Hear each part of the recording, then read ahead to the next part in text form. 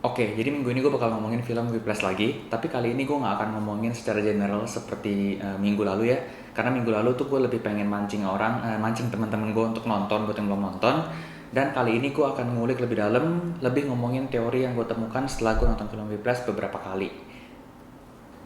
So, film Whiplash ini kan open ending ya.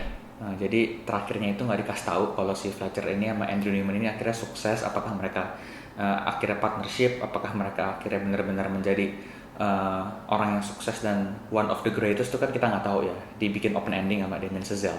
Tapi dari filmnya, gue tuh ngebaca kalau sebenarnya actually pada akhirnya mereka berdua tuh menurut gue sih ya gagal, biasa aja. Maksudnya mereka menjadi pemain yang hebat tapi mereka nggak menjadi one of the greatest. Kenapa?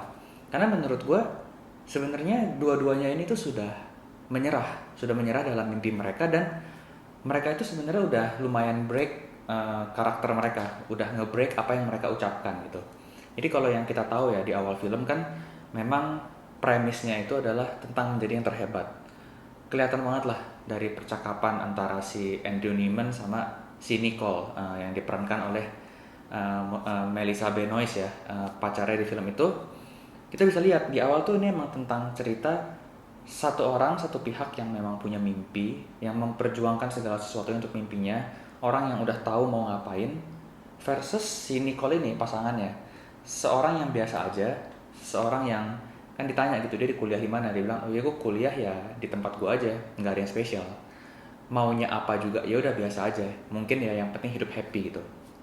Jadi memang di awal kita dikasih lihat idealis sama orang yang biasa-biasa aja, orang yang udah tahu apa yang mau dia lakukan versus orang yang ngikutin arah angin. Oke, jadi di awal memang premisnya udah seperti itu. Si Fletcher juga di awal cukup kelihatan gitu ya. Sebenarnya dia tuh kayak memang udah tahu si Andrew Neiman itu target dia. Dia udah kelihatan lah. Memang di filmnya memang fokusnya ke drum, ke si Andrew Neiman ini, tapi memang agak nggak masuk akal juga kalau si Fletcher ini dari awal tuh udah nge-nargetin pemain drumnya aja. Cuman di awal cerita kita lihat dia ngomenin salah satu pemain trompet yang katanya salah nada. Tapi setelah itu udah nggak ada. Yang diusik itu cuman si drummer dan Andrew Neiman ya di sini ya. Terus kita lihat bagaimana memang kelihatan si Fletcher ini memang benar-benar menargetkan Andrew Neiman, seakan-akan dia tuh tahu kalau oh inilah nih target gua berikutnya yang akan gua godok, yang akan gua jadikan sesuatu. Either itu berhasil atau enggak ya gue coba. Makanya pas kita lihat bagaimana di tengah film gitu ya, saat mereka udah pada akhirnya pecah, si Andrew Neiman udah keluar dari Shaver dan si Fletcher juga udah nggak jadi guru di sana, udah dipecat. Di sana kan mereka ngomong tuh yang percakapan tentang si Charlie Bird, tentang salah satu drama terhebat, dan tentang perkataan yang katanya good job itu tuh perkataan paling berbahaya di dunia. Nah di sana tuh si Fletcher ngaku ke Andrew Neiman gitu, ke si Andrew dia ngaku kalau dia tuh sebenarnya tidak pernah mempunyai seorang Charlie Bird. Ya kan dia bilang gue tuh nggak cuman ngajar di Shaver untuk jadi seorang konduktor aja, semua orang bisa tuh ngelambai-lambain tangan katanya kayak orang bego. Tapi orang-orang tuh nggak ngerti kalau gue itu memang pengen banget menemukan si Charlie Bird yang berikutnya, ya kan, bahkan sampai push ke limit anak tersebut, which is di sini case Andrew, ya kan. Dan di sini Andrew nanya gitu, apa lu nggak takut kalau lu tuh ternyata melewati batas dan pada akhirnya menghancurkan mental si the next Charlie Bird ini, which is si Andrew kan. Dia kan memang bener pada akhirnya kelihatan dia tuh mental breakdown sampai ya dia kena kecelakaan itu ya, yang whiplash, kepalanya kebanting, pada akhirnya dia gagal, dia dikeluarin. Di situ kan udah kelihatan kalau sebenarnya akhirnya si Andrew itu tuh ya tidak seperti si Charlie Bird, ya kan. Dia itu menyerah. Di situ dia menyerah, dia tidak melanjutkan mimpinya. Dan kenapa dia pada akhirnya bisa perform? Ya karena dia ketemu si Fletcher, dan si Fletcher ini yang mengiming-imingi dia. Oh, gue ada penampilan nih pakai lagu yang gue ajarin lo, Caravan sama Whiplash.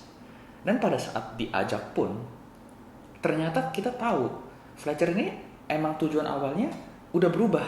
Mungkin di awal sampai saat dia masih mengajar di Shaver itu, memang mungkin dia menargetkan si Andrew ini bisa menjadi the next big thing. Tapi saat di cafe itu dia ngomong dan dia ngajak si Andrew, dan di akhir cerita kita tahu kalau sebenarnya tujuan dia hanya untuk menghancurkan si Andrew yang udah ngelaporin dia ke kepala sekolah.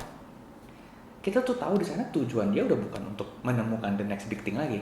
Itu tuh udah balas dendam. si Fletcher ini emang dari awal tuh udah pengen ngancurin Andrew Neiman, ya kan? Kita lihat dari awal gimana dia memotivasi juga dengan cara yang kasar kan. Dia bilang, ya nggak heran nyokap lu ninggalin lu. Oh nggak heran lu tuh kayak begini ya kan, makanya nyokap lu nggak mau sama lu, bokap lu juga gagal, dan sekarang kalau lu gagal aja tuh udah menunjukkan kalau bokap lu yang biasa aja lebih hebat dari lu. Jadi sebenarnya kata-kata di awal tuh memang benar untuk memotivasi si Andrew Neiman. Dia yang apa yang dia bicarakan di cafe itu benar. Tapi saat di video sebelumnya gue bilang kalau memang ini adalah aimnya Fletcher untuk perfection dan memang dia bukan bipolar, dia bukan gila untuk melakukan itu. Memang tidak. Tapi pada akhirnya sebenarnya kita bisa lihat sebenarnya tujuan dari awalnya Fletcher ini adalah menghancurkan si Andrew. Di akhir cerita itu kita tahu kalau sebenarnya dia juga akan gagal. Kenapa? Karena dia udah bilang dia nggak pernah menemukan Charlie Bird-nya. Saat dia seakan-akan mengatakan ke Andrew kalau dia adalah the next big thing-nya, dia pun juga ternyata malah mau menghancurkan si Andrew gitu. Jadi di sini kita bisa ngelihat udah agak beda gitu. Walaupun memang di akhir pada ujungnya kelihatannya mereka juga saling membuktikan ya kalau actually masih ada chemistry di antara mereka, dan open ending kita nggak pernah tahu apakah setelah itu si Andrew yang udah nggak sekolah di Shaver di sekolah musik ini bisa tetap perform sama pemain profesional jazznya si Fletcher, ya kan? Apakah si Fletcher juga akan kembali lagi memotivasi dan memecut si Andrew ini dengan cara yang kasar sampai mental breakdown? Kita nggak pernah tahu, ya kan? Dan kita juga bisa lihat di sini, gue bilang tuh adegan terakhir itu cuma redemption dari Andrew. Bisa aja kalau cerita dilanjutin mungkin itu adalah last act-nya si Andrew gitu, ya kan? Dia mainin Caravan secara spontan untuk ngebales si Fletcher yang udah ngerjain dia di awal. Itu juga bayangin kalau itu bukan pemain jazz profesional, kalau itu adalah teman-temannya di sekolah musik gitu, ya gue rasa itu juga akan terjadi gitu. Jadi emang basically ini cuma redemption.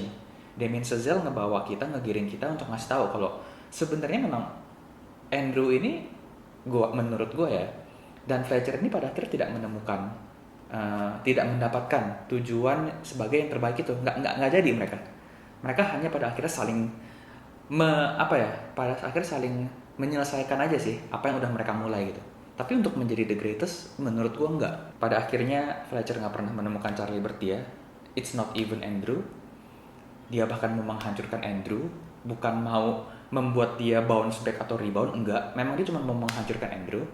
Dan Andrew ini pun pada akhirnya punya tujuan bukan untuk menjadi the greatest lagi menurut gue, tapi hanya untuk membalas perlakuan si Fletcher ini, hanya untuk mendapatkan pembuktian Fletcher.